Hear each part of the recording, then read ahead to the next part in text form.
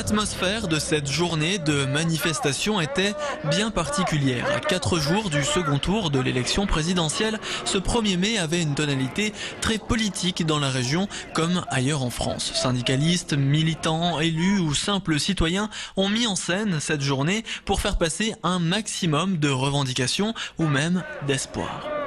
Surtout, PS et UMP ont chacun de leur côté rassemblé leurs militants pour la dernière ligne droite vers l'Elysée. Le 1er mai 2012 intervient dans un contexte économique particulièrement tendu. En Alsace, le nombre de demandeurs d'emploi n'a jamais été aussi haut. Plus de 80 000 personnes recherchent un job. Comme la plupart de ses collègues de chez PSA à Mulhouse, Julien est au chômage partiel depuis une semaine.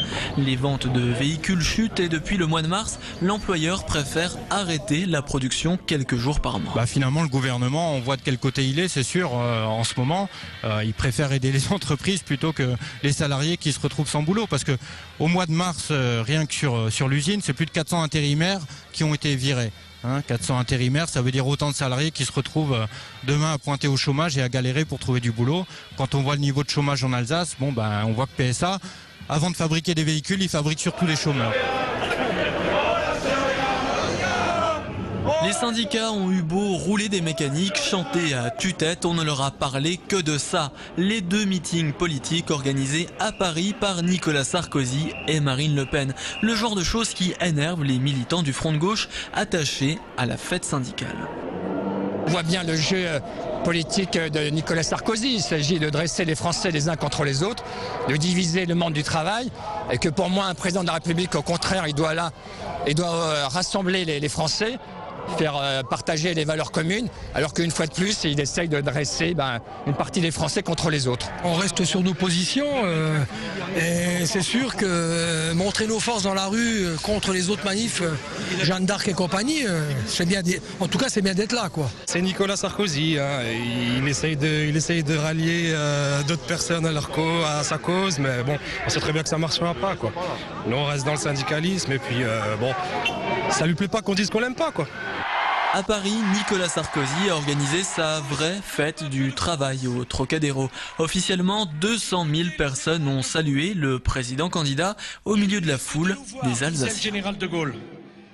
Plus tôt dans la matinée, en gare de Strasbourg, un TGV était spécialement affrété pour envoyer les troupes à Paris. 550 sympathisants sont montés à bord, tout frais payés par l'UMP. Ici, on ne polémique pas sur ce grand rassemblement politique organisé un 1er mai.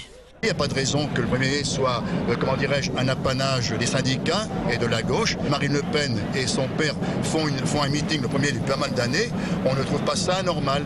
Donc chacun peut s'exprimer.